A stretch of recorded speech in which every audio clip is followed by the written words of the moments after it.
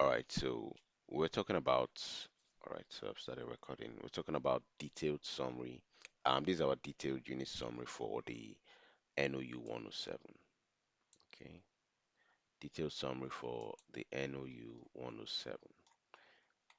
Um, yes, so talks about the definition of open and distance learning.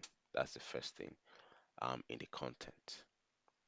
Okay, so the history of open, this unit talks about the history of open and distance learning systems. It introduces fundamental concepts and evolution of open and distance learning globally and specifically in Nigeria.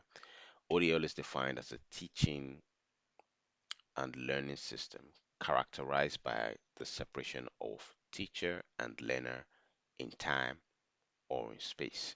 So using multiple media for instruction delivery, meaning that it can use any media. They can use a radio station, they can use the internet, they can use videos that are being uploaded for watching later. They can use, they can use various things. They can use various things. Um, as of the radio station, that was one of the vast method as of then. The teacher just gets on the radio, you tune into the channel, it's way cheaper. Just get a radio, it's cheaper, put in your batteries, and you're in class. Okay, you won't miss a class as long as you're in time. The radio signals are very strong enough, and you'll be able to get in information like that. And you have any questions, you can call in, and ask your questions. Radio stations then used to be very, very fun. And funny enough, people still do radio stations even till today.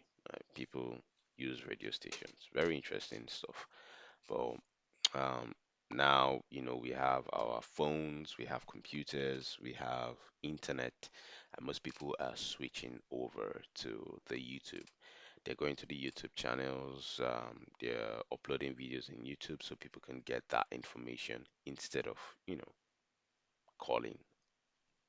Well, one might be cheaper than the other, but it's still using or utilizing multiple media. ODL is an acronym for Open and Distance Learning. It appears multiple times in your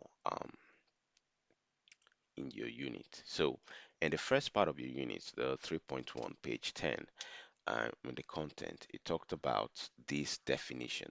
All right, the definition of ODL by the separation of teacher and learner in time and or space, utilizing multiple media for instruction delivery and incorporating two-way communication and occasional face-to-face interaction. Now, this definition was brought out by COL 2015. I'm sure you're seeing something like COL 2015. What that means is Commonwealth of Learning 2015. That's where the definition, um, that's where it came out from. That's on that page 10 of your unit 3.1. Just check the first paragraph. Okay, so that's the Commonwealth of Learning 2015. Now, the history of ODL is traced back. The next 3.2 is a history of ODL. It's traced back through its predecessor. What do we mean by predecessor? So before the open distance learning, there was distance education, which has evolved in three main stages. Distance education is just like what I was talking about using the radio station. That was distance education. Open and distance learning now, we can use internet. Most teachers wouldn't have this, most lecturers don't have time. So what they do is that they just upload their videos. I do it sometimes for my STEM clubs and my students. I upload videos, tell them to watch. You have any questions, go to my Google Classroom and you ask your questions. I also put in assignments there. You just go there, click on it, log in and do the assignment. I'll see it and the system will grade you. As simple as that. So, um, that is open distance learning. I'm practicing it with my students, both from the primary to secondary to university level. I practice it across wide range. So, for distance education is quite different. Now, let's check up how this distance education evolved before moving to distance education, which is 3.2.1. still on that page 10. Um, Before moving to distance education, do we have any questions about the definition that was brought out by the Commonwealth of Learning?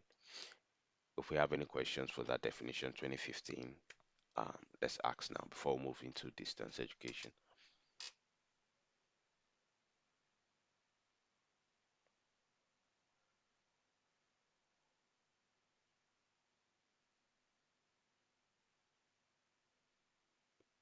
Please, the definition of distance education again. I only caught that it was a reduced like a predecessor. It was a predecessor to open distance learning. I don't know the definition of that distance education. Please. Yes, okay, so the distance education, um, it has been defined as a field of education that focuses on teaching methods and technology. Okay, so with the aim of delivering teaching to students who are not physically present in a traditional educational setting, such as the classroom. So, what the distance is doing is that it uses those old methods of and technology. Okay, so it has evolved through various developmental stages of distance education. You know, according to your unit, still on the page 10, it says that the distance education have been variously demarcated to be from 3 to 5 or 3 stages of development. And there were people that proposed this in the history of distance education. So the thing about distance education is, let's take it this way. It uses the old method of technology. The open distance education uses the new method of technology. Distance education, radio station. Distance education, signals. Open distance learning, Zoom. Live classes, what we're doing now. Do you get that? Yes, I do. Thank you. Okay, so you're welcome. The history of audio illustrates through its predecessor. Sorry, sir. Yes, I have a question. okay. So, does it mean that distant learning and distant education are different?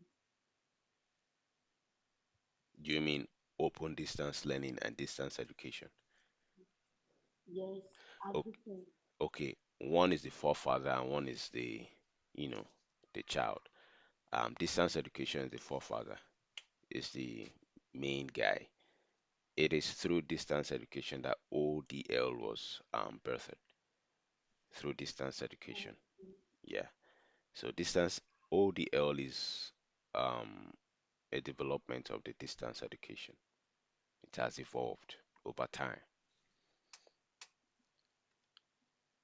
So it's just like it's out of the distance education. So it's coming out of distance education. It has evolved over time. All right. So in the mid 19th century, that's for the distance education. Now let's check the three main stages, how it evolved. In the mid 19th century, the earliest form, okay, um, was brought out, or let me say, was illustrated by the distribution of printed materials through the mail. So what happens is that they're gonna print materials through your mail. You go to your mailbox and you pick it up. Wow, that was a stressful act. You know, um, you go to your mailbox and then you get your information. Okay, hot mic. You go to your mailbox and you get your information. So they're going to print out all these materials and they'll send you the document. They'll send, okay, the class they're going to have. They'll send it to mailbox, to your various mailboxes at home or very close to your post office. So what you do is that you go to that post office and you collect your own document. What kind of stress is that? So this was proposed by this was illustrated using Sir Isaac Pitman's shorthand courses in 1840s. All right, Isaac Pitman's shorthand courses in 1840s, and the University of London's external program. This was around 1858. Okay, so and in London, yes, they did practice the distance education because those people and post offices and mailbox, even up to now, when you're chatting with some people in the UK or in the US, you tell them that, oh, we're going to fax it to your mail or fax it to your mail. If you don't have a faxing machine, you can check your mailbox. It will be mailed to you. So they go to their mailbox. They still have mailbox up to now, up to today. They go and check their mailbox. So did I receive any mail today? Did I receive anything today? They'll check it, you know. There are people that will come and deliver all those things in your mailbox. That's stress. This was how um, the distance education was in the mid 19th century. This is what we call the correspondence stage. Right? That's what we call the correspondence stage. The earliest appearance of distance education was in the form of correspondence education, and it started in the mid 19th century. All right, it started in the mid 19th century. And example of the countries where it started was in Great Britain, France, Germany, and the United States. So, um, correspondent phase by Scoots and Embry Riddle in 2008. What they stated was that early correspondence courses as the first recorded form of distance learning. Okay, so participants' interaction were were gotten through distribution of printed material through the mail. That's how they got it. Okay, and Sir Isaac Pittman taught shorthand by mail. So when he's teaching his own shorthand, he'll be sending you all these letters by mail, and this can be said to be the first officially recognized attempt at distance education. It was Pittman's correspondence courses in shorthand started in the 1840s, okay, that sprouted about this distance education. Isaac Pittman was like, ah, Baba, I need to reach out to more people. And, you know, he, he took that upon himself to send it to multiple mails as multiple people could attend, even if they were not much as of that time. But he felt like instead of the stress, let's just do it this way, you know. So that was it. So it all started at the distance education. Pittman's correspondent courses in shorthand started in the 1840s, just in case you're asked. So this is the correspondence stage. Take note of it. The correspondence stage, the mid 19th century. Now, um, that's like over 200 or 300, 200 years ago, or 200 plus years ago. Now, the second is the sound and video signal stage. This one is the early 20th century. All right, which you can see this in your units, page 11. You'll see it there. In fact, you even see a picture. I saw it in your unit when I was studying last night. There's a picture of a girl, um, student learning through the radio. You know, wow, that's very serious. Like you see that on elementary radio. Interesting. Okay, so now the sound and video signal stage. This is the second stage, all right? Now the foundation was laid by the invention of the radio.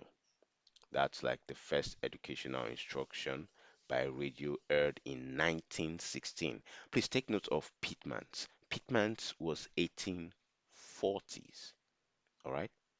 And then the University of London's external program was around 1858. Take note of that. But in 1916, this was the first educational instruction by radio was heard in 1916. So let's trace it back. Let's trace the history back. The foundation of the second stage of distance education was laid during the World War One, okay, through the invention of the radio. In the United Kingdom, then, the National University Extension Association, which is the NUEA, was organized in 1916. National University Extension Association in 1916 at the University of Wisconsin. Now, that was the first educational instruction that was sprouted out to many people, and it was aired on radio at that year. So just take note of the years because they want to chip this in your TMAs, in your exam. They might want to just tip this in. And yes, next week when you're writing my own mini exam, I'm going to chip in all these years. I will ensure that it's kind of tricky and all that. So yeah. So the the first one from the National University Extension Association was organized in 1916 at the University of Wisconsin. Now, it was then followed by the television. Educational TV experiment started in the 1930s. So if I tell you about Pitmans, what are you going to tell me about Pitmans? What year are you going to say about Pitmans? 1840. Okay, 1840. very good.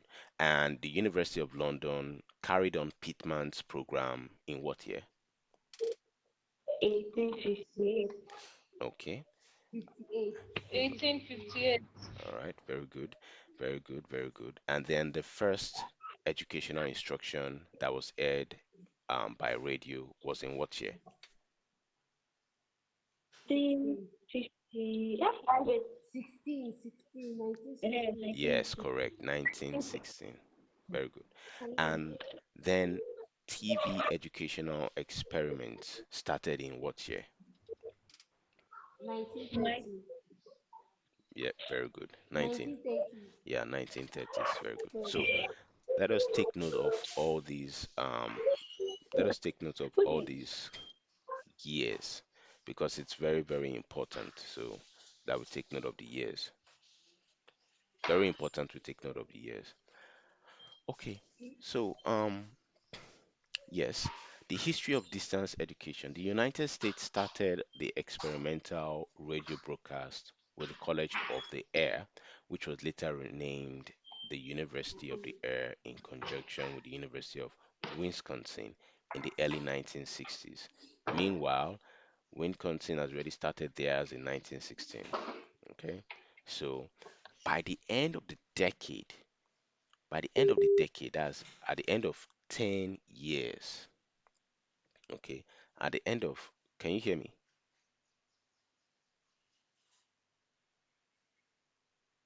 Can you still hear me? Hello? Yes, yes. Okay, Yes. all right. So at the end of the decade, 10 years, there were over 200 faculties that were participating in various short courses. Okay, so you see, it grew. It grew from there. It grew. The use of radio was followed by the use of television.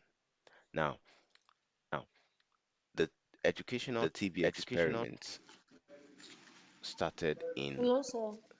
yes, Hello, I can hear you. you can't hear me. One second, one second. Educational system started in 1940, right? Yes, yes,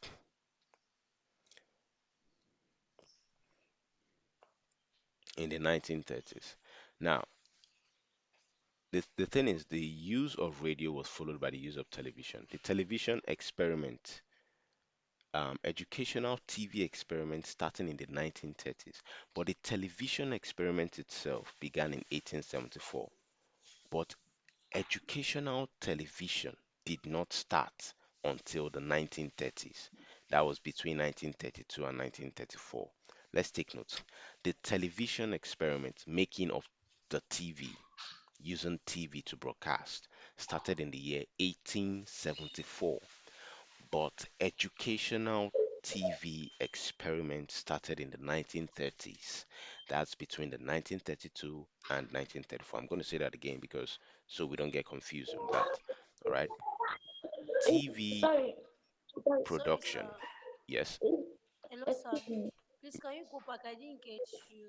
My network was having an issue. Okay, okay. Yeah. Yes, Gift, what was your. Hmm? Okay, I'll go back. Pearl, what was your question? You are mentioning something that is not in the summary. So you are telling us we should take note of that. And the 90, is it 90? What did you call it before you mentioned 90 days? Because I think you should just help us and edit it and write it out there because I might not remember.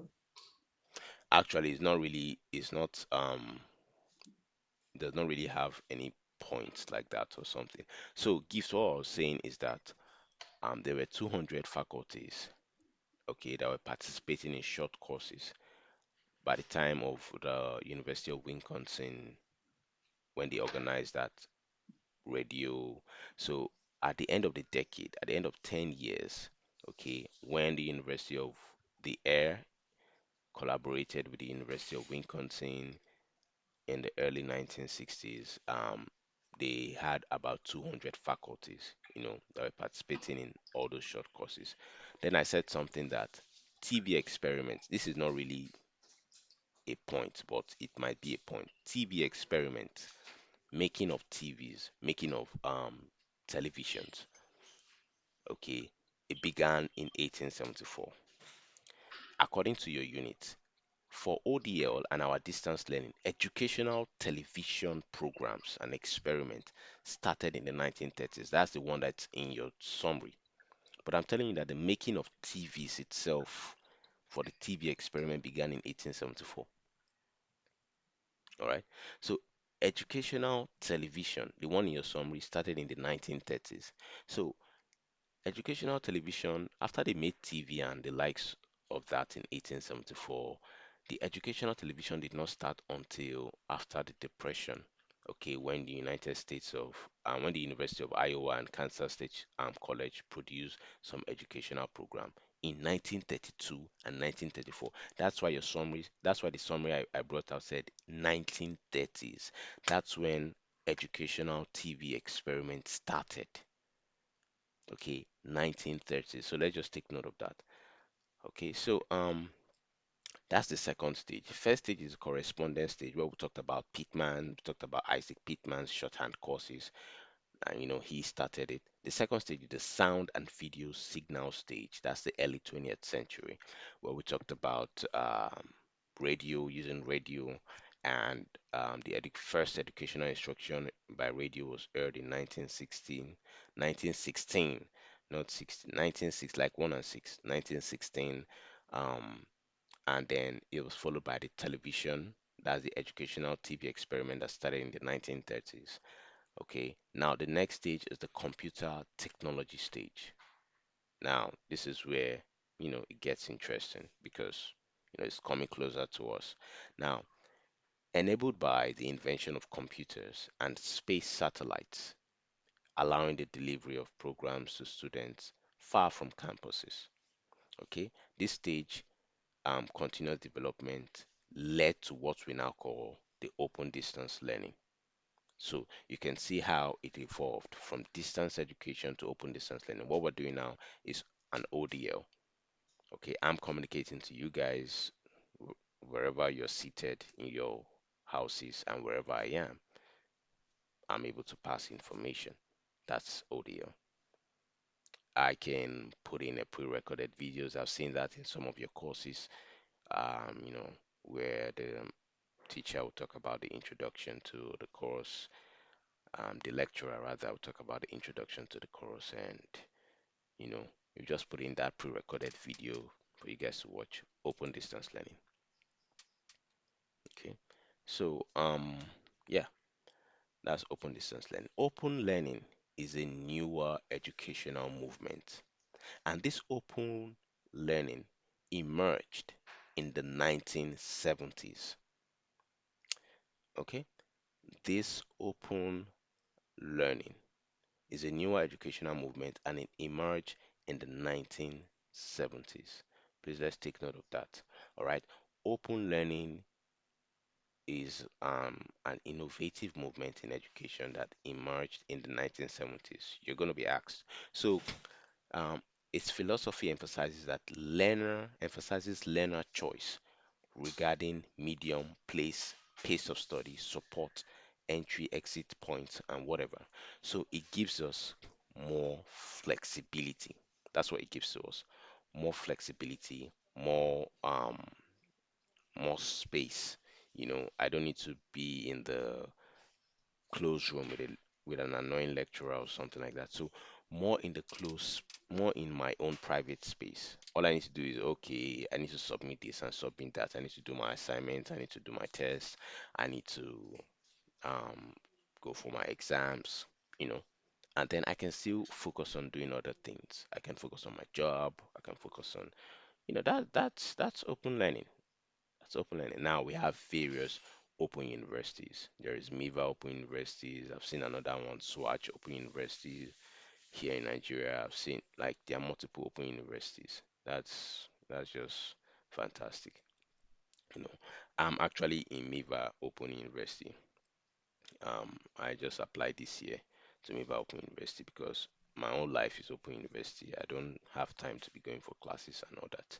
So Open universities are now, they're the best. We can even run our masters with open universities instead of going to the university itself and sitting down.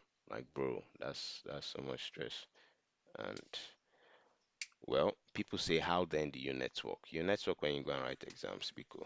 Okay, so um, yes, yes. So the combination of open learning philosophy and distance education practices birthed to the modern open and distance learning. That's the ODL system, which enhanced by information need communication technologies like what we're using now, internet, like the World Wide Web, internet. So now, the first open university, let's take note of this. The first open university was established in the United Kingdom in 1969. Okay, it was established in the United Kingdom in 1969. All right. So this Open University was established in 1969 as a public distance learning and research university, and it's one of the biggest universities in the United Kingdom.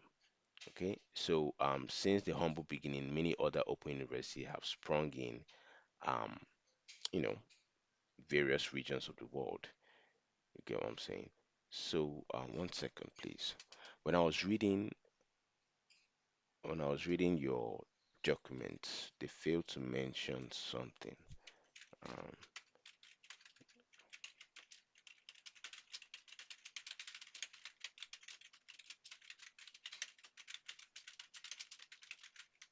One second.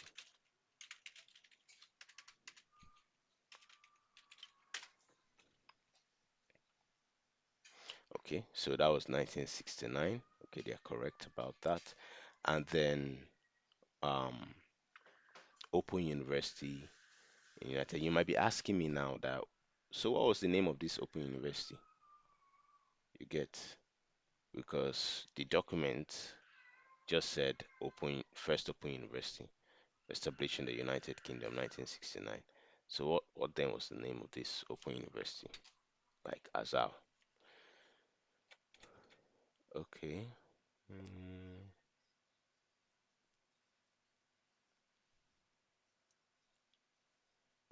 okay, I see Adijoke is having problems. Right. So the name of the university is Open University United Kingdom, the Open University UK. That's the name. The Open University UK. Finish. That's all. Just like we have. Okay, our own is now. All right. National Open University of Nigeria. And thank God they've actually made now a federal university. So it appears that when you guys are through, you guys will go and serve and the likes. I think Buhari was the one that signed that. How many All years? that is no, Oh, he had not signed it yet. You heard that what? no, it's fine, but it's not approved yet. They'll still approve it. You know, when it comes to making laws that will benefit them in their pockets and they approve it fast, it passes through the Senate fast. When it comes to things that are very important, but it's regarded as a federal university though. It's just the serving part now. But I'm sure before that time, you guys will do it because now they're already removing their hands and removing subsidies from Nigerian universities, which is going to make it very expensive. That's why they said you guys must pay first before Noun wasn't like that before. Oh God, you pay what you have. Enter, you pay what you have. You pay small, small like that. But now, yeah, they request that you guys will pay your tuition first. You pay this one first before they open portal for you. For the guy, what's that? Anyways, they're removing subsidies from universities, and it's about to go down. Like our universities are going to be, you know, expensive, quite expensive, more than the way it is. All right, so that's what your Alausa is doing. That's his name, right? Minister of Education. Such a, I don't know. Okay, so now in Nigeria, the development of open distance learning was anticipated in 1990, 1977 National Policy of Education. That's the NPE. So let's go through the Nigeria history, and global stages. The correspondence stage. Early Nigerians used correspondence studies like those from the United Kingdom. That's University of London. All right. For the radio and TV stage, okay, it started with the English by radio program of the Nigerian Broadcasting Corporation, NBC, in 1960. That's when that one started. Okay. For the ODL, Ahmadu Bello University, that's the ABU, first employed the mode with the University of the Air, which is 1972. Remember, University of the Air is the one in US that collaborated with the University of Wisconsin. Okay. So, um, yeah, he collaborated with the University of Wisconsin. So ABU, Ahmadu Bello University, collaborated with that University of the Air. Then Unilag, that's University of Lagos, also followed suit with its correspondence and open studies unit in 1974. So we now started putting all these things in the 1970s and the likes like that. Now, National Open University, that's the Babanla now, you guys own. The Nigerian Open University was first established by Act in 1983, but was suspended in 1984. Then it was re-established again in 2002. All right, that was the time of Obasanjo. Yeah, that was the time of Obasanjo as the president. He was the one during his time that re-established the open, distance university, and he made it a place for not just, big people that are actually going to the open university. Most people just go there so they can get a degree that is recognized in Nigeria. You understand?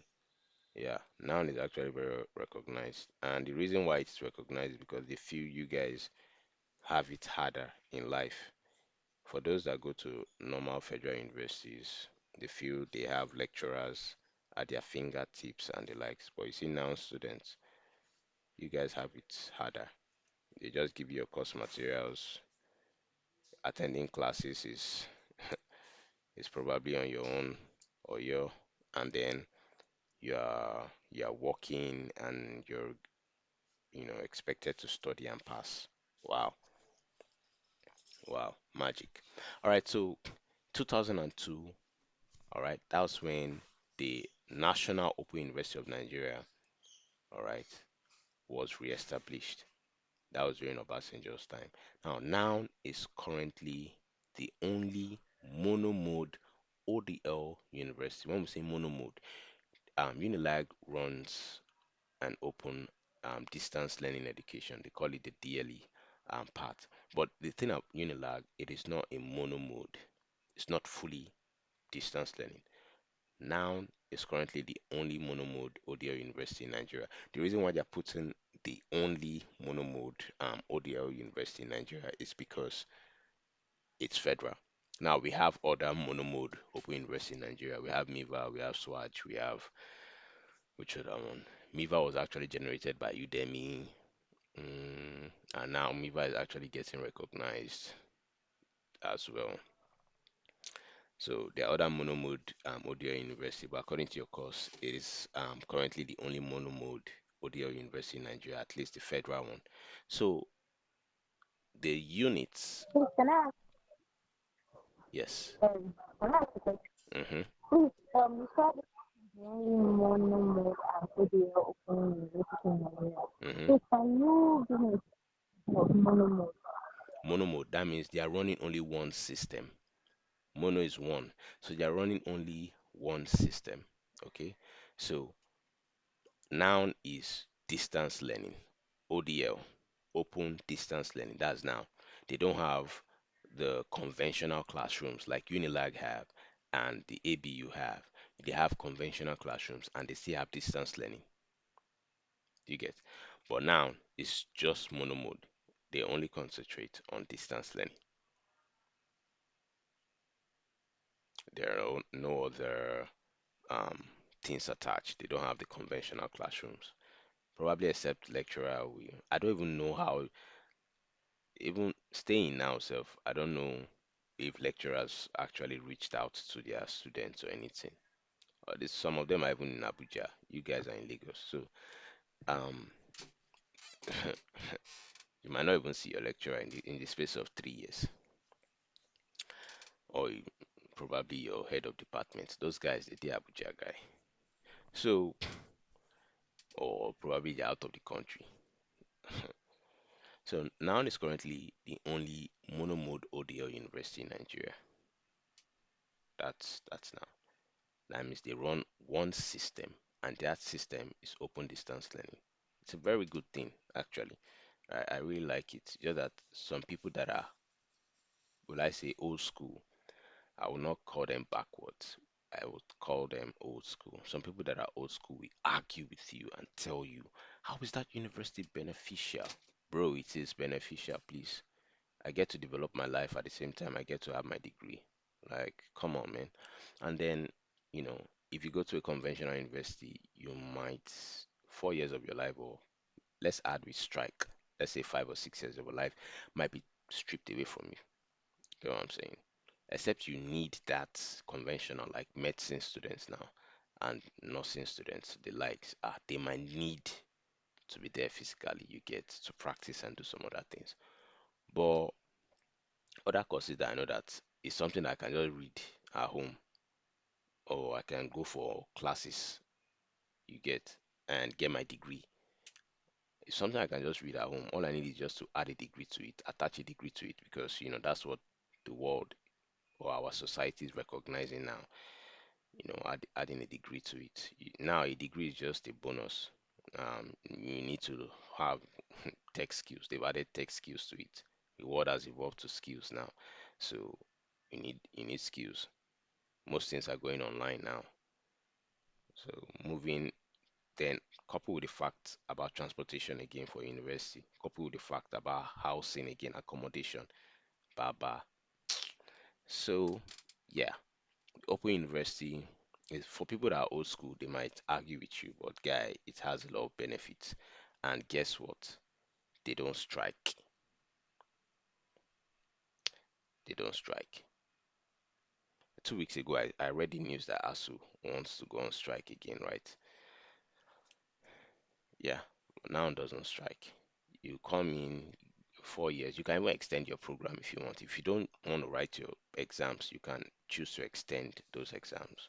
But Baba, write your exam, I beg, finish and get out. So 4 years you come in and you're good to go. You're good to go. Get a degree. You still snap your convocation pictures. Like guy, I beg. It's good. So we're going to conclude this unit by citing the needs for ODL in Nigeria. Now they have limited, due to the limited carrying capacity of conventional universities. Okay, um,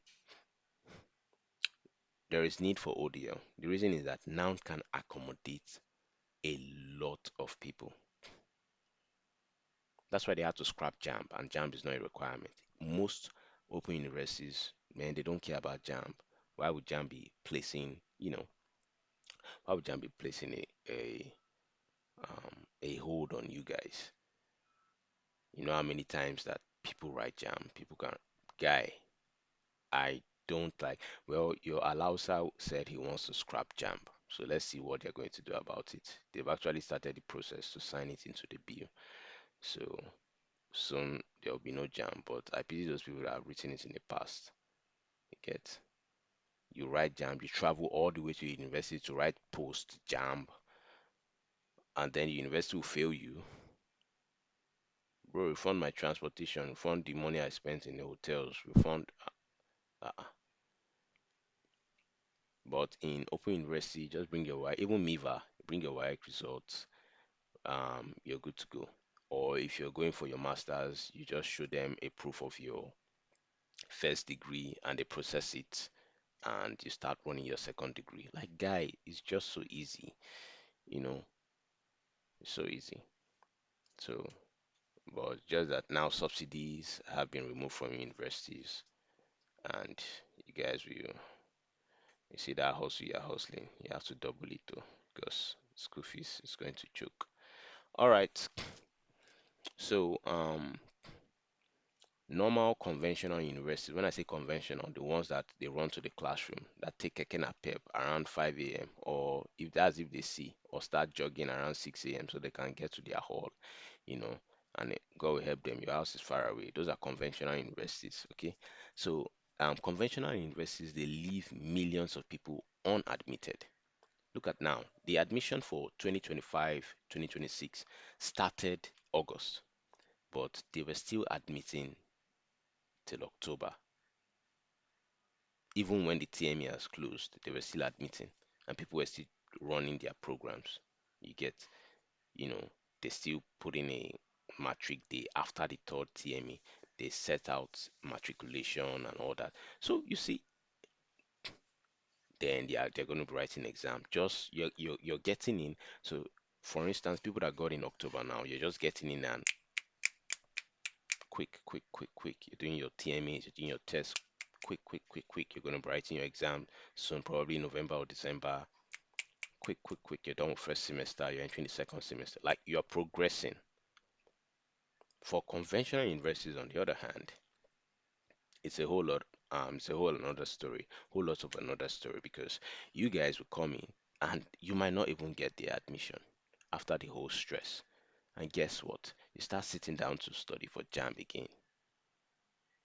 Start sitting down, man. I feel like those that body is just scam.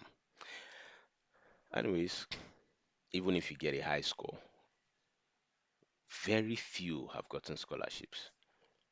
I beg. All right, so the continuous demand for higher education. Don't worry, when we're doing philosophy of education and all that, we'll discuss all those ones. There are lots of topics in that philosophy of education that make sense. Now, the continuous demand for higher education by employees for promotion of job, security, you need your degrees, and open universities are giving you this chance. They're giving you the chance to do that. So it's really a good thing, please. It's really a good thing. So what are the main key points that we're able to get from this unit? First one is that the definition of ODL, we said, is the separation of teacher and learner in time or space, the use of multiple media, two-way communication, and occasional face-to-face contact. Okay, occasional face-to-face contact. Like every Saturday, I do host my STEM club, so they come online and they all see me. You know, and we have a conference call on Google Meet. We host for 2 hours, and there are some other students as well that come online and they see me. They get to see the face behind the voice. That's what they used to say. Mr. Wakama, oh yeah, oh yeah. They're even the ones that will telling me it's time for class, it's time for class. And I'm like, I want to sleep. Okay, so the first main key point is the definition of audio. The second is the distance education stages. Please take note. We have the correspondence stage. That's where they use the printed materials. Remember Pittman, remember the University of London. We have the sound and video signal stage. That's where we talk about radio and we talked about TV. And then we have computer technology stage where we have the computer, satellite, internet. Okay. Now, learning emerged in the 1970s. Take note of that. And it emphasizes learner choice and flexibility. Then the birth of ODL, that's the union of distance learning and the philosophy of open learning, greatly accelerated by ICTs, that's the use of computers and gadgets. Now, the first Open University was the Open University United Kingdom, which was established in 1969. Open distance learning in Nigeria anticipated in the 1977 National Policy of Education. Take note.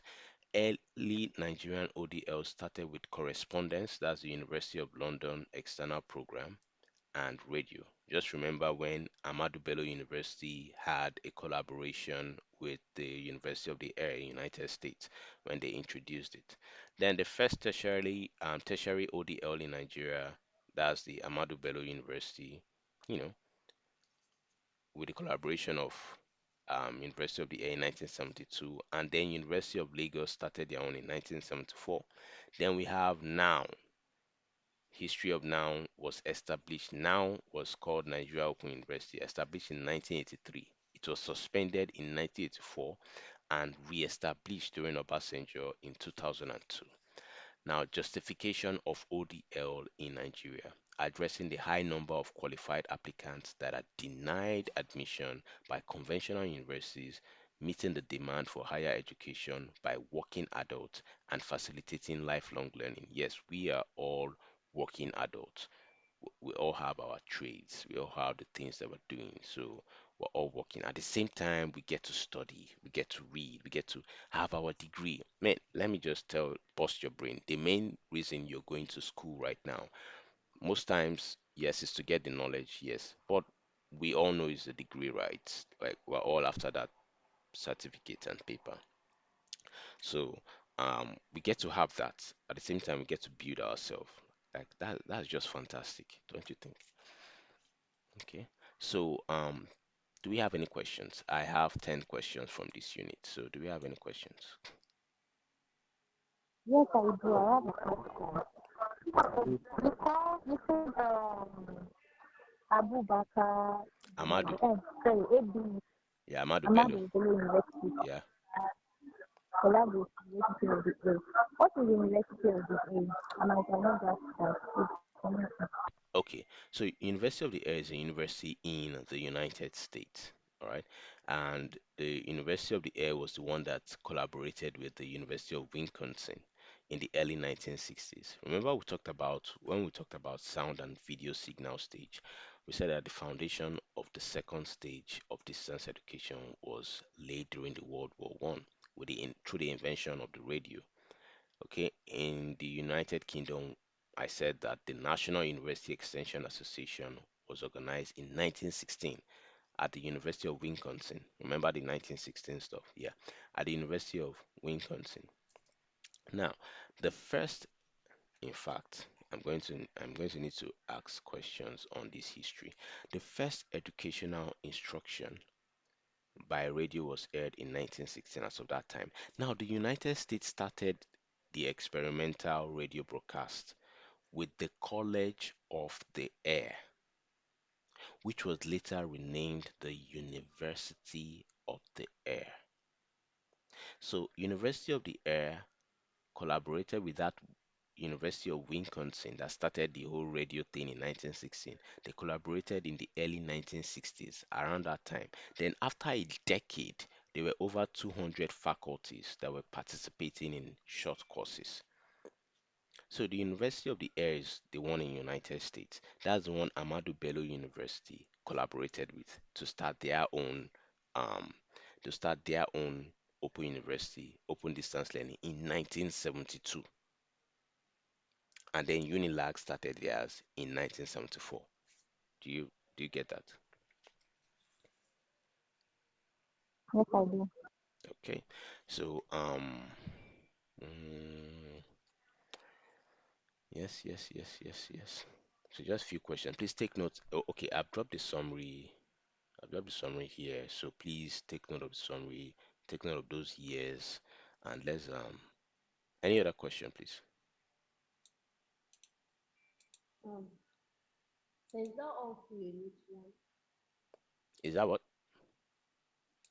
Is that all for unit one? Yeah, that's all for unit one. That's all from the 17 pages, except someone to when I said I'm giving you the summary,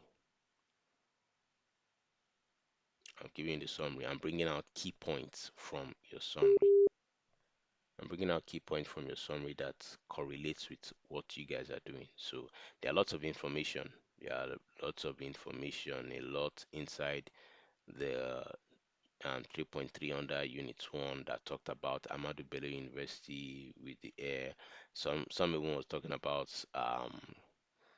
the decision to set up Open University in Nigeria was conceived in 1976. They talked about this federal government set up presidential planning committee under the chairman of Professor Afolabi Ojo to advise the government on the initiative. You know, On the initiative. they were just They were talking just about they were just how they talking wanted about to how conceive. they It's wanted not to really a conceive. point. It's not really a point. They were talking about how they wanted They to were talking about how conceive they wanted. and bring about this open learning, open distance learning. That's what they were doing. But the main point was the one that started the NOU, that's the Open University of Nigeria. Okay, the establishment of Nigeria Open University. Except you guys want me to tell you about the history of that, which actually, well, I can tell you about Professor Afolabi Ojo, that was the vice chancellor, the one that started in 1983. That's the university, Nigerian Open University. Then it was suspended in 1984. All right. So, um, how it got suspended. In 1984, the NOU went into full-scale activities of screening candidates. Unfortunately, on April 25th, that 1984, Muhammad Buhari, that's Buhari that died that time. Was it this year he died? Like I've even forgotten about him. So Muhammad Buhari, Yes. okay. Oh, so you remember the torture he gave to you guys. So in 1984, General Muhammadu Buhari, who had become the head of state of Nigeria after the civilian government had been toppled in a coup d'etat. So because of the coup, they removed Muhammadu Buhari, that coup and all that, they suspended the NOU during a budget speech. They could not go with the budget. That's why in 1984, Nigeria Open University was suspended. Then in 2002, Obasanjo came out like, why? And then he re-established the NOU and named it National Open University of Nigeria. It was formerly Nigerian Open University. He renamed it National Open University of Nigeria. You know how this all these politics they do their things. So now Obasanjo did not only just establish the noun, he demonstrated the relevance of the university. He now enrolled as a student of the university immediately he left office as president. He started postgraduate diploma in Christian theology, okay, and then he went ahead to the master's degree and capped it up with a doctor of philosophy degree. We all know the backyard story. Oh, this is on record, Jesus. Let them not come after my life. But we all know the backyard story. Anyways, I'm not going to say aside from that, these people are powerful. Okay, so down to our quiz. Any questions? Are you clear? Gift. Yes. Are you sure? Yeah. So I was lost before, but I was able to get everything right. I do. Okay. So um that's actually the clear history on the entire Unit 1. When you're asking about Unit 1, Unit 1 talked about it. In fact, in Unit 1, I saw a table that was talking about the admission statistics of Nigeria. Hi, bro, that's a lot of information. Okay, 2008, number of university 94. There were 94 number of universities in Nigeria as of the time. The number of applicants were 1,054,000, and the number of people that were admitted were what 118,691. So can you imagine? So like 935,000 were not admitted, but they applied. So the money that they used to apply went where? Let me not even start with all Money has this. gone. Let me not even start with all these people. Okay, let's take this for instance. 2017, I read it myself on the news that JAMB generated billions for the federal government. There were 152 universities in Nigeria as of 2017. The number of applicants were 1.7 million people. Guy, over 1.5 million wrote JAMB. Guy, the number of people that were admitted were only 750,000. That's like how many percent? So what happened to the remaining 1 million? They were not admitted, but what happened to their money? What's the law? Gone. So, So, um, Open University, I beg, all the way. Don't have time for that jam. That jam, I've already perceived it as scam. Okay, so this will be your quiz,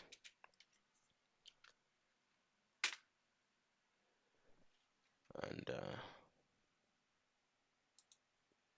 yeah, when you're ready, just click on it. Mathematics students, I'll be hosting a demo class for you guys. So please, and it's going to be a Google Meet. Like it's going to be Google Meet, not WhatsApp, because I can't use WhatsApp to generate that class. Something that I'll be writing on the board and you'll be able to see it. So discuss your first course, I think MTH, that's logical reasoning or thereabouts. Talk about it. So if you have any other math students that is interested, I'll share a link. Just tell them to join study demo class. It's a paid class, so don't kill me. All right. So that's our link. Let's let's start. I'm there. Okay. Let me see.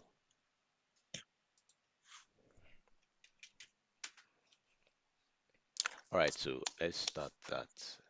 All right. So for number one, are we all there?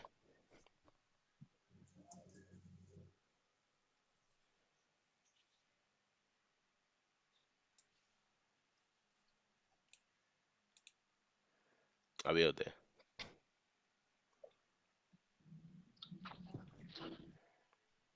Can we see the questions? Can Me, everybody I'm there access? already. Okay, okay. What about you, Any? What about you, Gift? What about you? Is it Yemi? I'm just about to Okay.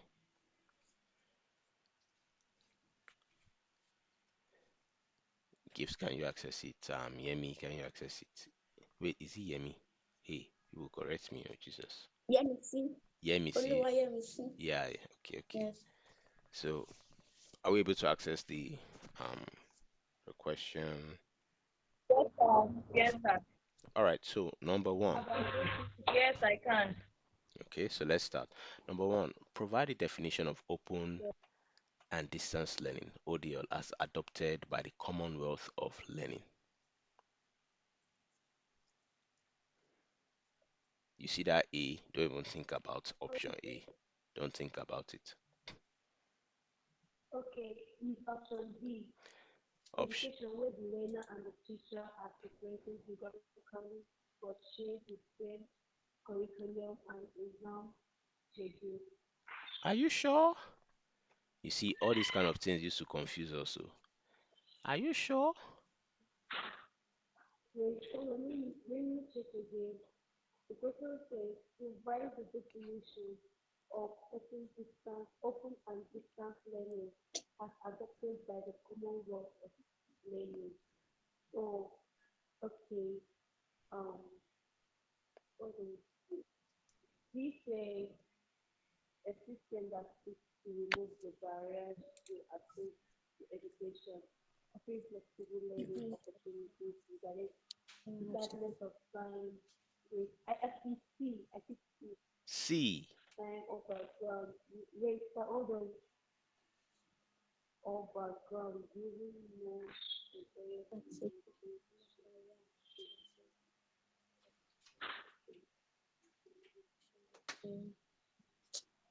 C is my final answer. C is your.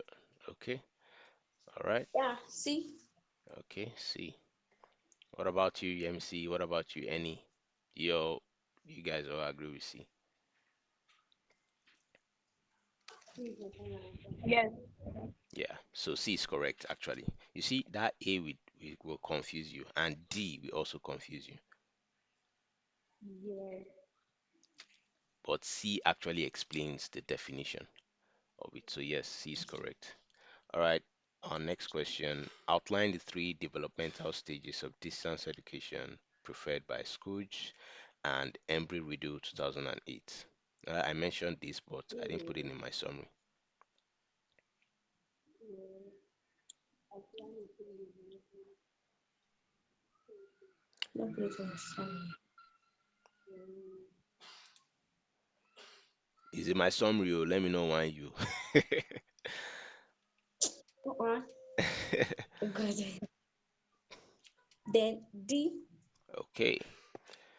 Yeah, that's very easy. Correspondence, that's the multimedia and teleconferencing stage. That's for the radio, and then the open flexible learning stage. That's for the computer stage. They just changed the name. But if you see that correspondence, Baba, just go with it. Yes, that is D. Correct. I hope you guys were not confused with that question. Don't let Scrooge and Embry Riddle so deceive you. it was somehow confusing.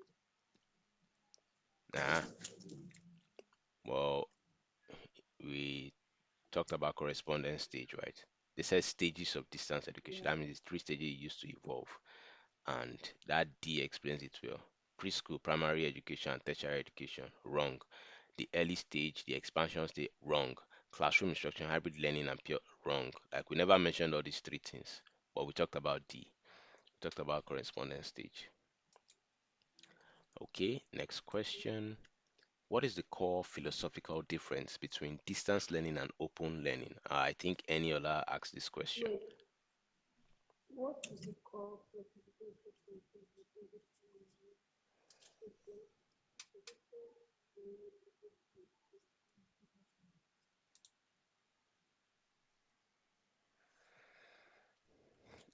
Any asked this question in class, so I think we should get it. B. B, Yep. B. Okay. B. Okay. What about you, Yemisi? Eniola, what's your answer? Answer is B. Okay. B. And B is correct. Okay. Open learning Yes, emphasizes a B is number of correct. areas related to Yeah. Distance learning focuses on the physical separation between learner and teacher. Open learning emphasizes the removal of barriers related to entry requirements, time, pace, and location. Yes, that is correct. B is correct. Number four. What critical role did technology play in transitioning distance education from the correspondence stage to the current ODL model? What critical role?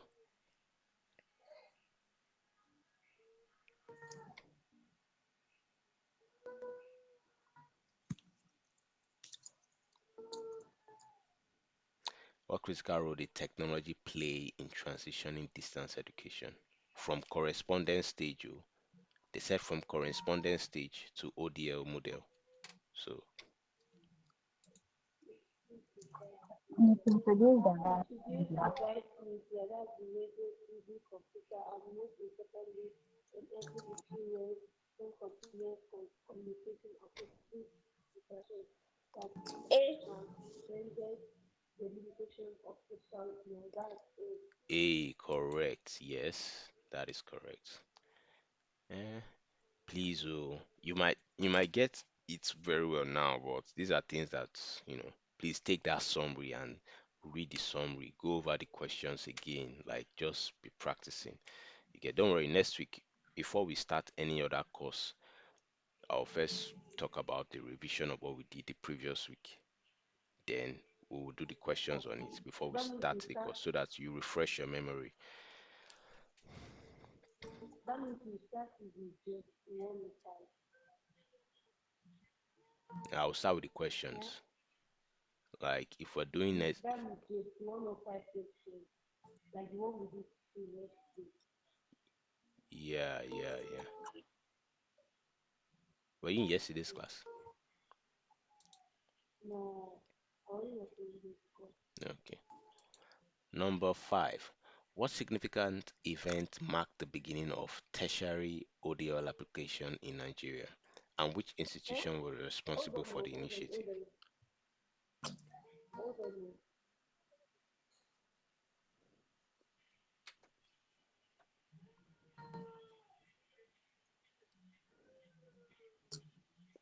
Oh. Well, wait,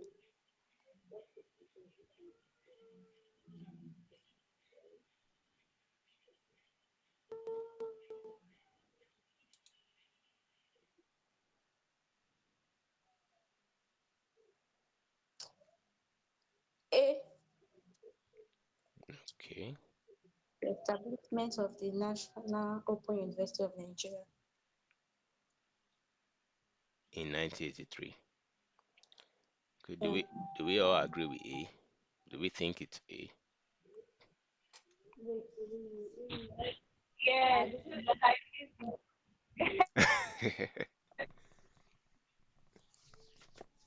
This person is somehow confusing. You it's but I missed it. I got it wrong. So yes, um, it is A though.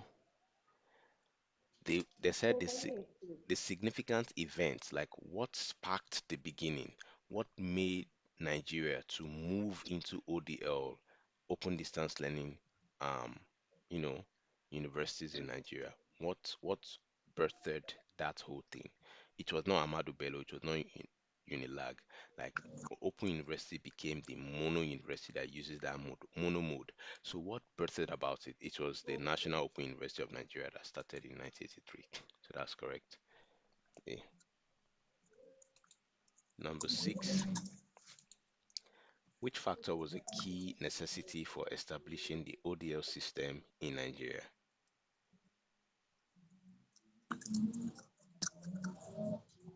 This one is easy now.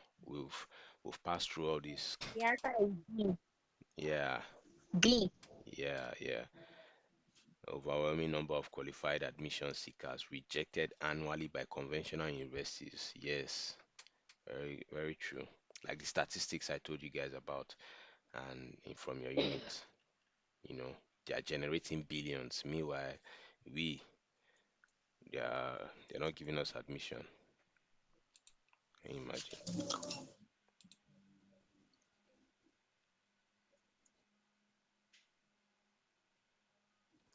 Okay,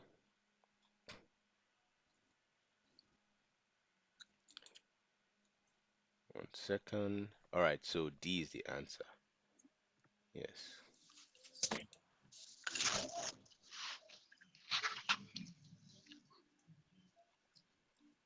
D is the answer. All right, so number seven. Next question. Which years correctly reflect the initial establishment and subsequent re-establishment of the National Open C. University of Nigeria? C. Okay, yep. Because it was 2002. established in 1980, Yeah, we suspended shortly after, and then only we established and launched, or in we launched in 2000. 2002. Yes, that's correct. That's correct. And number eight, which pair represents prominent examples of the correspondence stage of distance education globally and in Nigeria, respectively?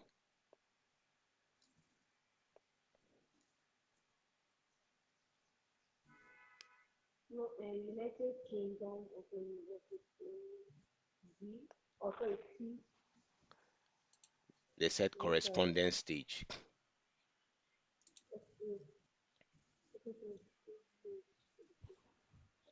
The answer is B, C. B, Ah, right. B. Sorry. yes, B, University of London National Program for Yeah, Similar Area Correspondence. they were the ones that were sending those with Pittman.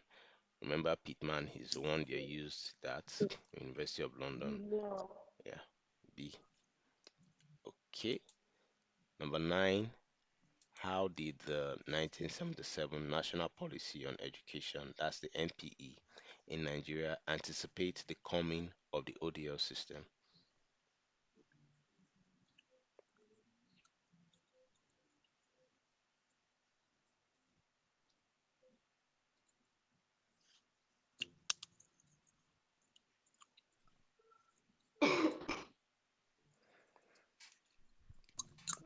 Ah, C. okay. What do we think? I think it's C. See, it recognized the necessity of mass education, yes, functional literacy, and continuous non-formal education outside the limits of conventional full-time school systems. Okay, Then okay, See, yeah, is it correct? yeah, it's correct. C, C is see, correct. And number 10, what is the significance of the United Kingdom Open University in the global history of open and distance learning?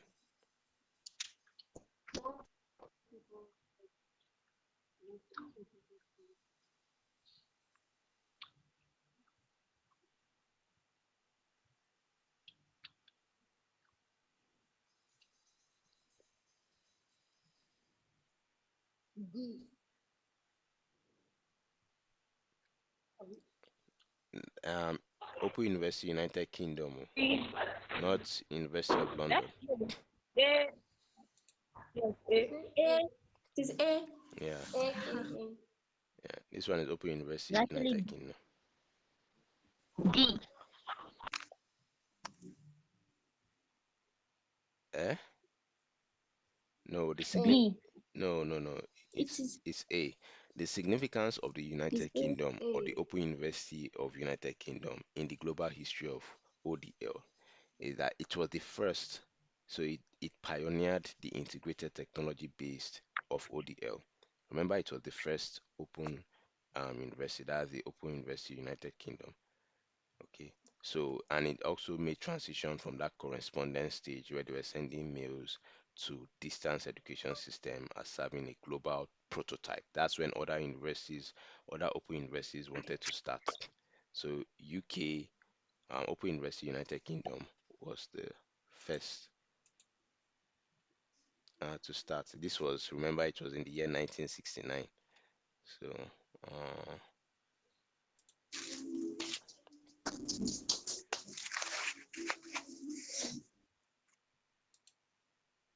so Hello. how many of us got 100%? I Okay. I got 10. Oh yeah, now. Please remember to study the summary and redo the questions again. Okay, so Mm. yes, let's move over to unit 2. Any questions so far that we still need clarity on? Okay. Please, you want to this is a thing I was lost. I come with this. Okay. From this reading that this Ahmadu Bello University, that University of the Air, as in 1972, it's going to show me like or you start from this early Nigeria ODL, started with the correspondence and the University of London, International and radio, English. Sorry, I'm not really getting you. Can you hear me? Yeah, I can hear you now. Okay, I said, please can you show me like from this early Nigeria ODL that started with the correspondence, that's University of London, International you this first this Nigerian Ahmadu Bello University, University of Oh, Air, and okay. can you put more light on it? Okay, yes, yes. About Ahmadu Bello University. Of course I can. Okay, so let's talk about Amadu.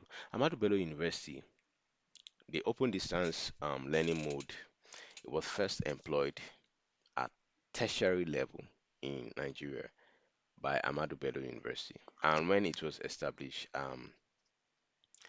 it collaborated with the University of the Air. This was in 1972, thereabout. It collaborated with the University of the Air. University of the Air was in collaboration with the University of Wisconsin.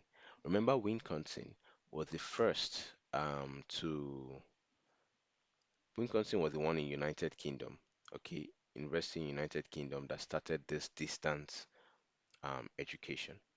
And then the University of the Air was the one in United States that thought about okay collaboration. Now let's talk about Wisconsin. During the First World War, um, when they brought about the invention of the radio, the United Kingdom, the National University Extension Association that was organized in 1916 at the University of Wisconsin. This was the first educational instruction by radio that was aired.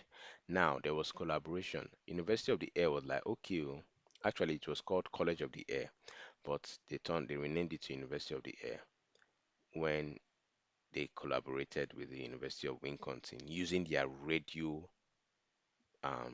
correspondence, using their radio signals rather to create education. This was about the sound and video signal stage.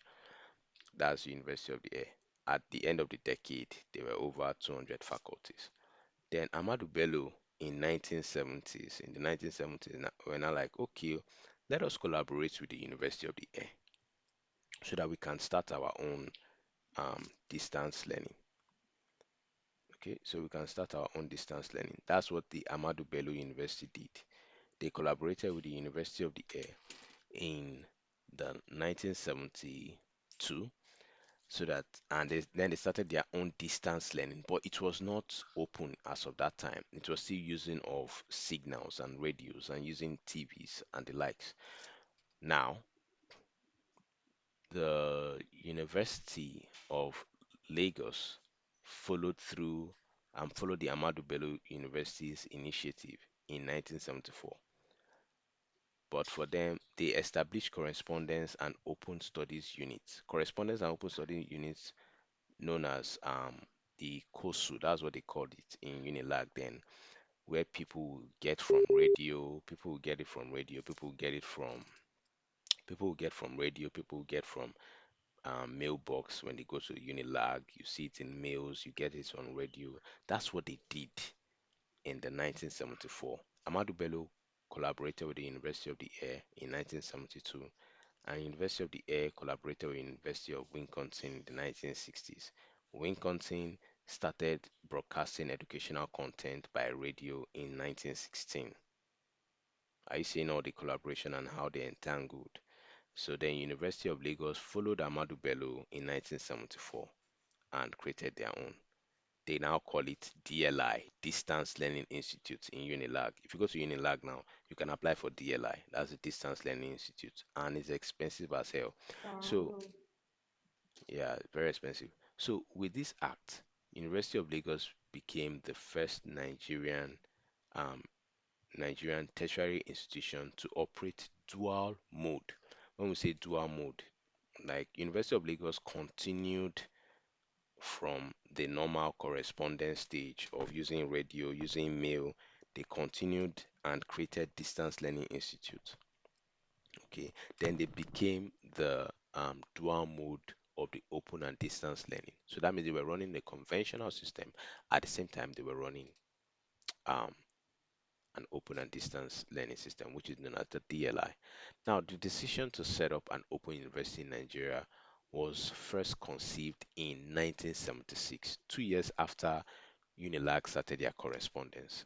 Now, they now started putting this decision into practice. The federal government set up presidential planning committee under the chairman of that, Professor Afolabi Ojo, that I talked about, and he was meant to advise the government on the initiative. They continued and continued back and forth um, till the committee was inaugurated 1980. Then, to back up the establishment of the Open University, was passed on the National Assembly in 1983. That's when they now, okay, let us do this. Then, this was the time of Shehu Shagari, as of that 1983, that assented to the bill as passed. So, as of that time, that's when the coup d'etat happened in 1984. They had to suspend it. The reason why they had to suspend it is because, the coup d'etat, they were trying to remove Muhammadu Buhari from seat, so they needed budget, using the military funds, using funds for military and all that. So the funds that was meant to go to establish the Open Sorry, are you still University. there? Can anybody hear me? Or is it my network? Hello, I'm still at the hearing. Oh, okay. I didn't hear you before. wait, you've not been hearing me since. Yes. The blood of Jesus. Hey, I've been talking to myself. Oh God. No, I'm hearing you, since, but it's just recently you did not say anything. Your mic was mute. For real? Please, where did I stop? Oh, Jesus Christ. Okay, we thought that where the similar was being most like which of this is real life. Okay, when Unilag actually established their DLI, that's the Distance Learning Yes. Institute. Okay, when they established the DLI, Distance Learning Institute. So that was around the 1974.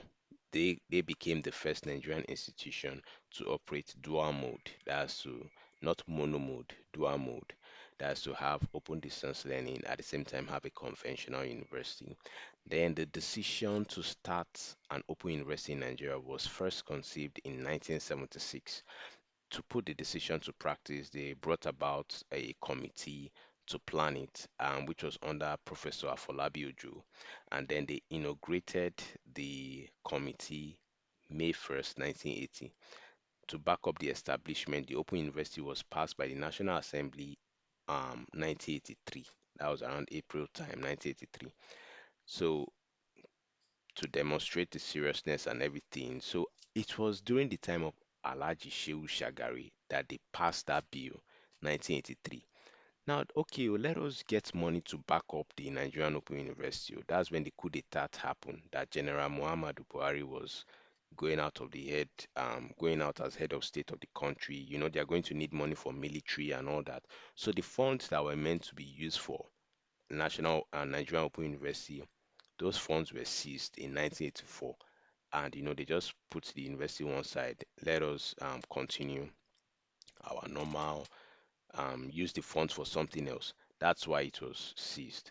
Then Obasanjo came and re-established it in 2002, backed it up with funds, and when he got out of office, he entered by himself.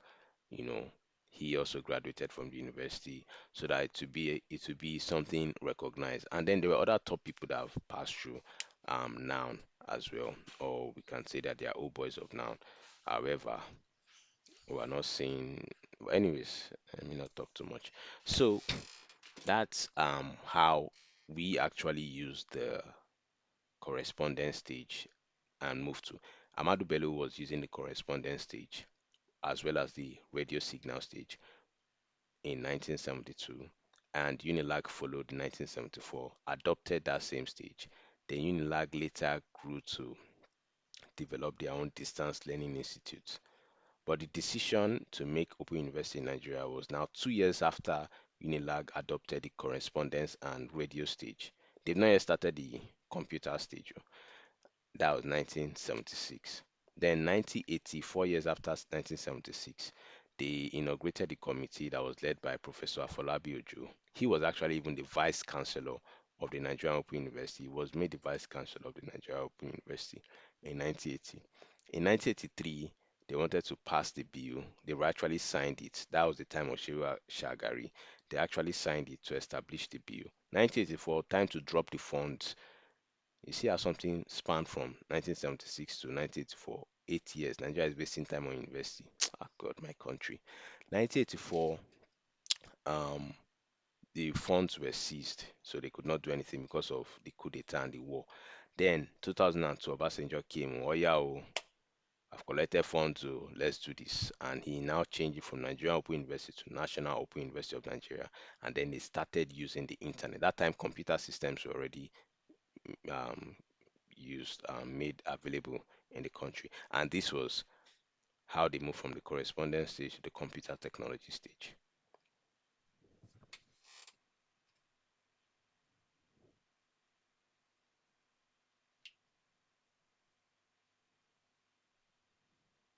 Ah, gift, your question. I think yes.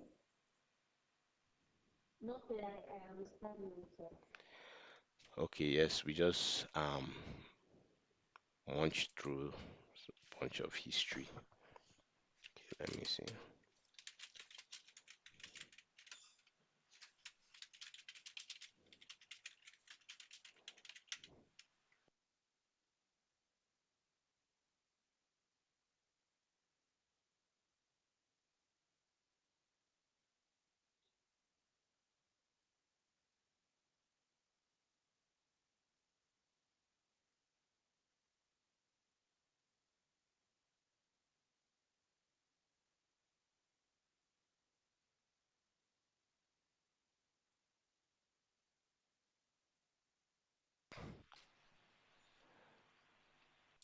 All right, so let's move over to Unit 2.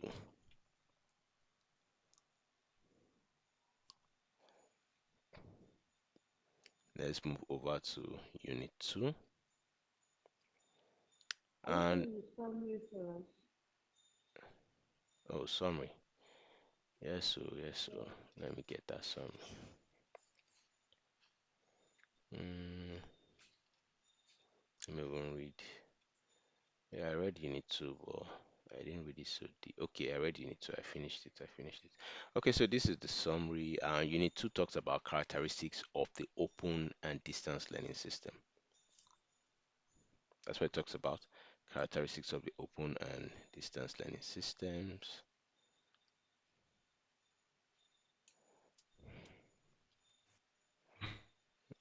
Let me see. 1 second.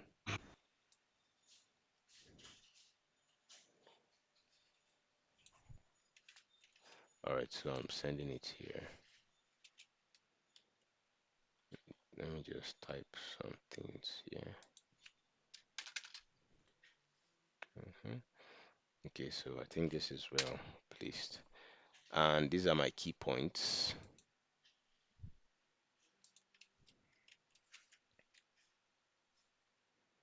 Mm, let me arrange this.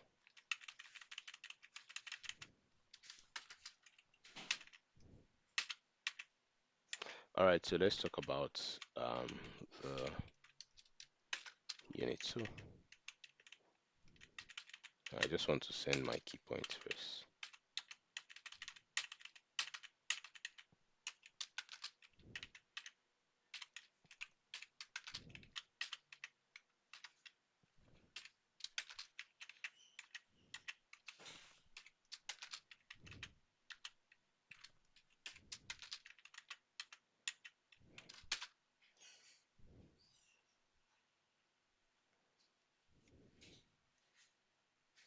Okay, so okay. All right, let me see. You also get the recording.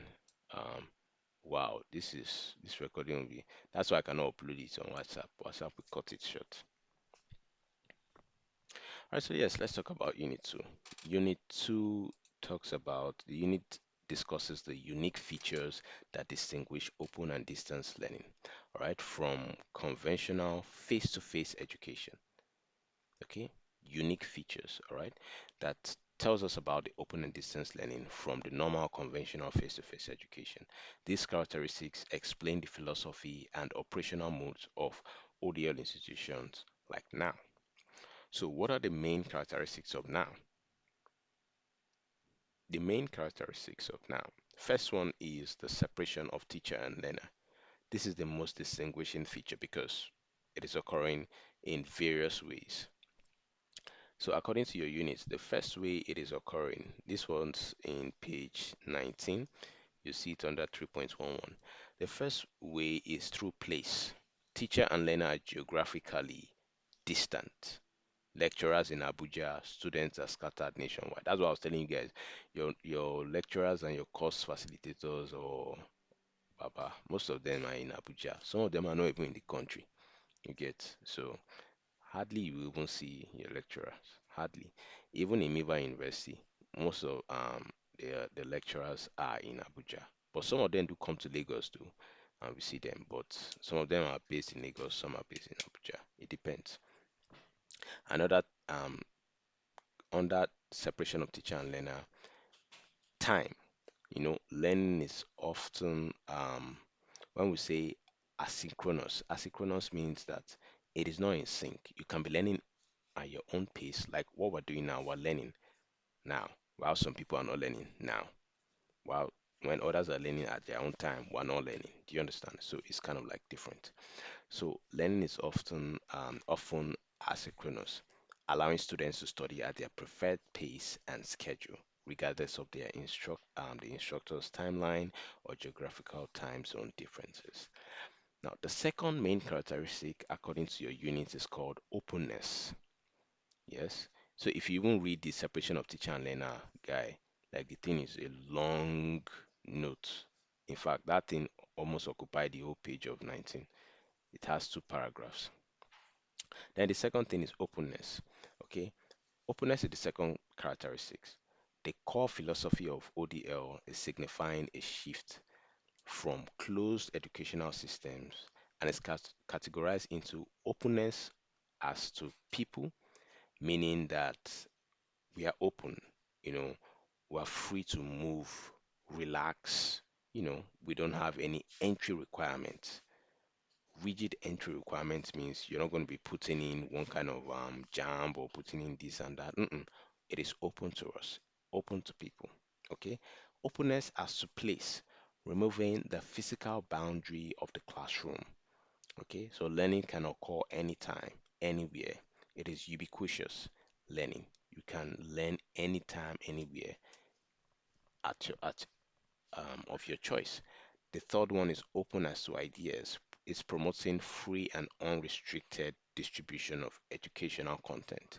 You see, some people will post about this, some will post about that. Like what we're doing, we're using our own method of studying. We study the unit to bring out our own quizzes, possible questions in that quiz. We learn together, and then at the end of the month, we're going to be doing our own, you know, tests or exams to test your knowledge based on all what you've learned and all that. So you see, it's going to just prepare. And mind you, my own test and exam is going to be harder. She get so my exam will be harder so that you prepare well. So it's best you fail in my exam and pass in your so that you learn. You get what I'm saying? So the core of philosophy, openness as to ideas. We are free to distribute educational content. We are free to lead movements like open educational resources, massive open online courses, and the likes. So, and the third we have is flexibility.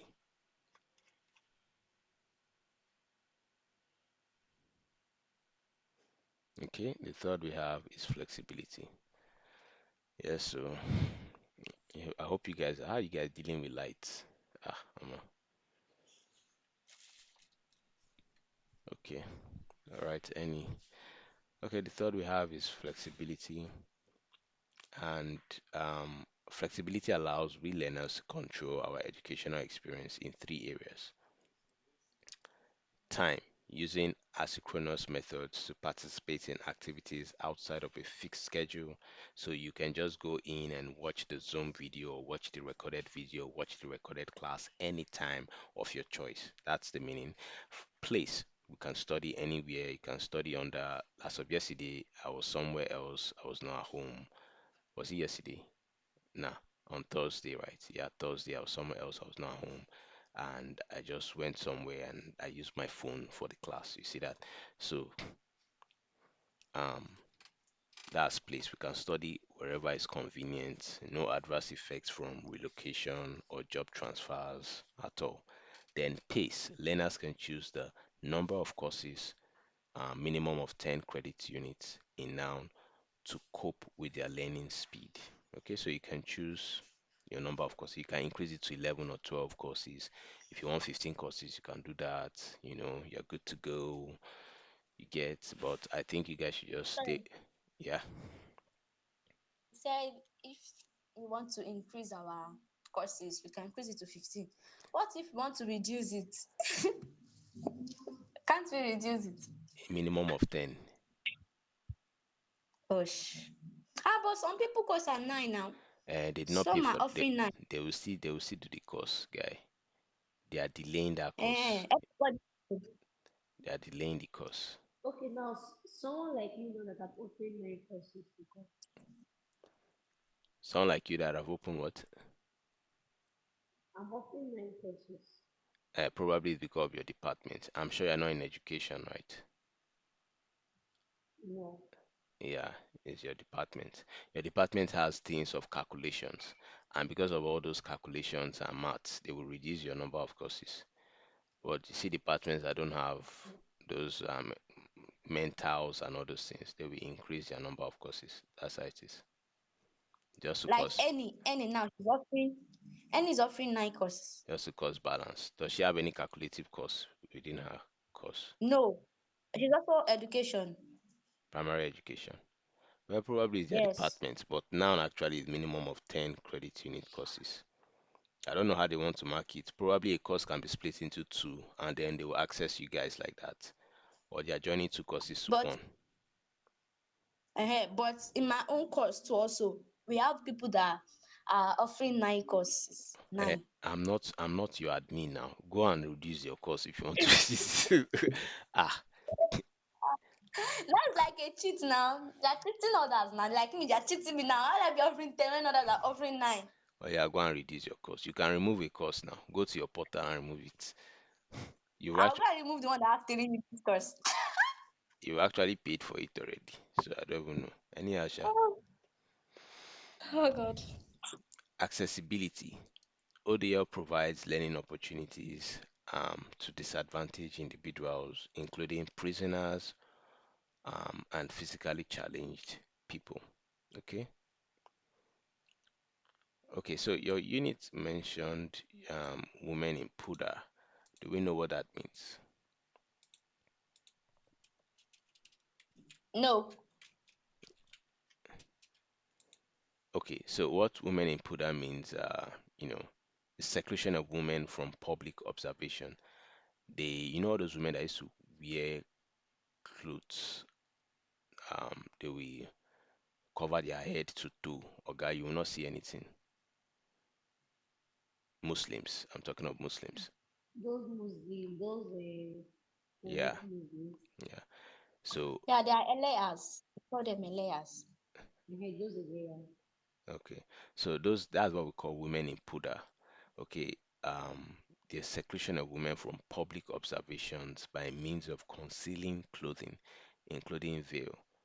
They use high walled enclosure, screens and curtains within the home. They are not even meant to go outside self. There are some that they are not meant to go outside at all. So those are women in Puda. They stay there, you know. So it's religious and practice of sex segregation among Muslims. All right, Hindus they practice it in South Asia. They also practice it. So Puda garment is the same as like burqa or yashmak, the same thing that they use in the Hindu people. So yes, and they lock the woman up. She's not meant to leave the house and stuff like that. Just a practice, man. Let me not talk. And the physically challenged, all right, through brailled materials. Yes. So another thing for the course is um another characteristics is the affordability. Well, it is still quite affordable compared to when they remove the subsidy and universities will start paying whatnot, especially state universities. We go cry. We go cry. So affordability. The ODL is often more affordable than conventional education, primarily due to flexible payment plans. Yes, so flexible payment plans. That was before. Now you must pay that tuition first before they open portal. Guy, like, come on, come on.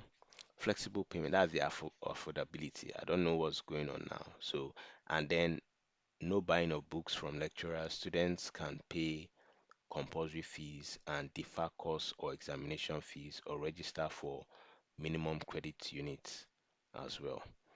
Then the next is technologically driven. ODL is enhanced by information and communication technologies, and it's giving rise to e-learning, um, empowering teachers and students. Then we have the use of mixed media courseware. Okay, mixed media courseware. That means instruction is delivered using a variety of media. That's we use print, audio, video, computer-based telecommunications, which can be synchronous or asynchronous. When I say synchronous means at the same time. We're all syncing together. We're all doing it together at the same time. Asynchronous means your own respective time, different time. So somebody can be in sync. If you're in sync with me, it means that you are matching my frequency. If you're asynchronous, it means you're not matching my frequency. You're in another frequency or another thought. Okay. Meanwhile, I'm in another thought. That's just the meaning. So, and this use of mixed media courseware can be interactive and non-interactive. Then the eighth characteristic is that interactivity. It is used to overcome the lack of physical contact and link stakeholders. There are four types of interaction that are crucial for effective learning. The first one we have, according to your course content, where is it? Okay, yeah, interactivity. The first one we have is learner to content. You see that one in page 24, unit 3.181. We have learner to content, and learner to content means engaging with course materials, textbooks, videos, online resources, like what we're doing. We're engaging with the course material, okay, and then we're breaking it down. All right. So, um, yes, engaging with course materials. Then we have learner to instructor. So, communicate learner to instructor is communication for reinforcement, feedback, and asking questions. That's learner to instruction. Okay, communication to reinforcement, feedback, and asking questions. So we communicate for reinforcement. We give feedback. That's like in your discussion forum. That's like learner to instructor. The only thing is that I don't see your instructor replying you guys back. I only see some people. In fact, when I entered that discussion forum, I was saying hi, okay, hi, hi, and I was like, what? So you guys are just using scope because they said it's mandatory for discussion forum. You will go inside there and type hi, get out from there and go and do your TME. Okay. All right. So we have learner to instructor. Then we have learner to learner. Peer interaction through group projects or discussions to promote collaboration and critical thinking. The same thing in the discussion forum. Learner to learner. The replies, we don't see people replying back. People are just, man. Anyways, then we have learner to technology or interface. That's the interaction with the technological tools used to deliver the content. That this is under interactivity. So learner to technology, that's you guys are using the NOUN portal, using the NOUN website, you have your e-portal, that is the learner to technology. That's what we call learner to technology. Okay. So you're using your portal and all that for the interactivity. All right. So, and we have learner centeredness. That's the next ninth characteristics. Learner centeredness. The focus shifts from the teacher, that's the transmitter of information, to the learner who is actively engaged in processing information. So, what we're doing at learner centeredness, I'm giving you information, you are processing that information. And this approach aims to improve the student's success and learning outcomes. That's for the ninth, and then we'll move over to the conclusion and then the key points. So that's all about the unit two, except there are some things that talked about in, okay, let's see. When we move to learner to content. We have Moore and Kisley in 1996 examine course content, but those things are not really relevant. They just tell us about, um, you know, people and the year. Like in a research carried out by Rupanda and Nenya in 2014 in Zimbabwe, 90% of the students agree that, all these are case scenarios that they are given in the course content. So, but it's just for you to get the points, get the summary of what all the course was talking about, and that's it. So this is where we draw the curtain because I've not actually done anything. I just woke up, so I need to prepare myself at least for the day. My day is about to start. So any questions so far? Mm, okay. There are a lot of questions, so behind into this characteristic. But okay. Mm, mm. Are you asking a question or you're trying to process? I'm trying to